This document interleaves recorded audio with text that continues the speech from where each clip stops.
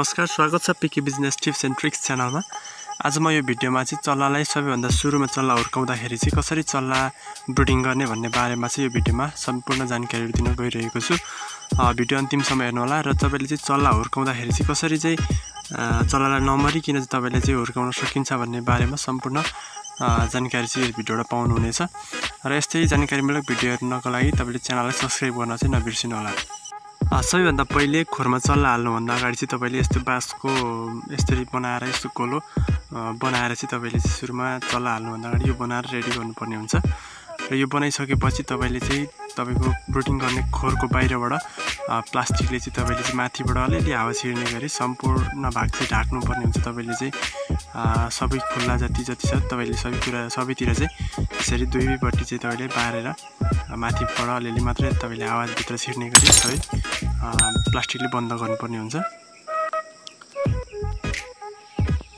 र तपाईले चाहिँ त्यसपछि तपाईले चल्ला हाल्नुपर्ने हुन्छ। जुन गोलो रिङ बनाएको हुन्छ त्यहाँ चाहिँ तपाईले चाहिँ चल्लालाई ल्याएर तपाईले त्यसमा चल्ला हालिसकेपछि त्यसलाई चाहिँ तपाईले चाहिँ लाइटहरु 3टा बाल्नुपर्ने हुन्छ। तपाईले 100 वटा चल्ला बराबर यत्रो ठाउँमा चाहिँ तपाईले चाहिँ ब्रुडिङ गर्न सक्नुहुन्छ। र तपाईले चाहिँ 3टा लाइट बाल्नुपर्ने हुन्छ। 100 वाटको 3टा बल्बहरु बाल्नुपर्ने हुन्छ गर्मी मौसममा चाहिँ।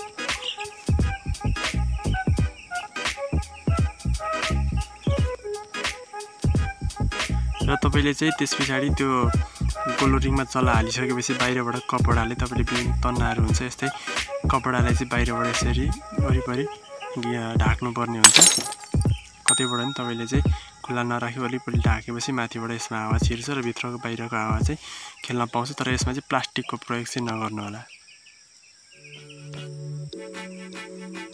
र यसरी तपाईले यसरी वरिपरिबाट चाहिँ कपडा ले घेर्न ढाक्नुपर्ने हुन्छ। त्यसमा तपाईले चाहिँ जाडो मौसममा पनि यसरी गर्नुपर्ने हुन्छ। र तपाईले चाहिँ गर्मी मौसममा पनि तपाईले 5-6 दिन चाहिँ यसरी गर्नुभयो भने चल्लाहरु मर्दैन।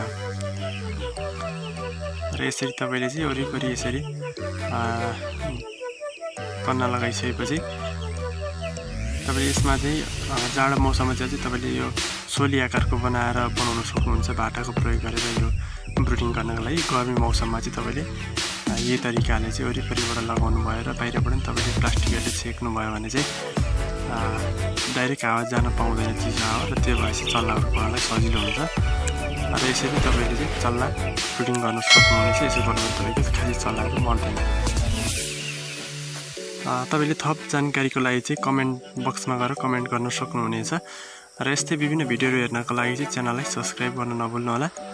धन्यवाद।